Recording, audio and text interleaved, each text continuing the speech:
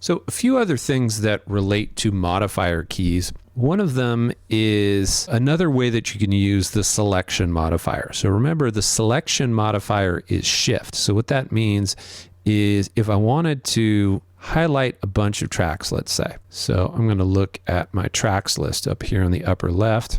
If I wanted to highlight from my kick and let's say highlight all my drums down to my room mic, I would hold the shift modifier key.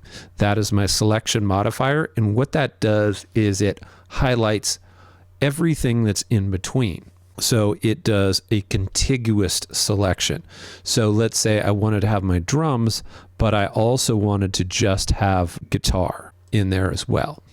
So what I would do to make that happen is I'd hold down the command key on a Mac or the control key on a PC. So command key on a Mac though. Command will allow you to do a discontiguous selection. This is another test question. So if I want to skip some and then have a bunch in between, I could do that with the command key on a Mac, control key on a PC. Another thing that you could use the command key for is to do things at a finer resolution. So right now I am turning up the clip bass gain, but you'll notice that it's jumping up 0.9 of a dB every time I do it. If I wanted to do this at a finer resolution, there are some questions on the test where they say, how do you turn up clip bass gain with a finer resolution? So you can hold down the command key on a Mac and then it turns it up by 0.1 of a dB.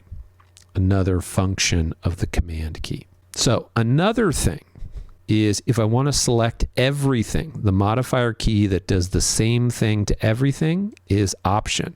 So if I hold down Option, it'll select everything, then it deselects everything as well. All right, we're going to take this to the next level here. The Do to All modifier key is the Option key on a Mac or the Alt key on a PC.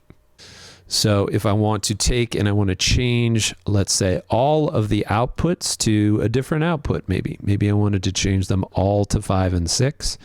If I hold down Option and then I click the output, then it allows me to change all of the outputs to that one destination.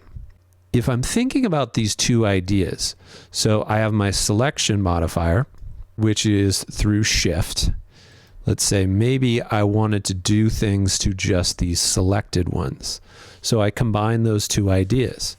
So if I want to do to all selected, so then the do to all modifier is Option on a Mac or Alt on a PC. Shift is the selection modifier. So if I hit Shift and Option, then it will just take these 4 tracks and then it would allow me to change these to 7 and 8, and then it leaves everything else as 5 and 6. So Do to All selected is the combination of Do to All and the selection modifier. So that would be Option Shift on a Mac or Alt Shift on a PC.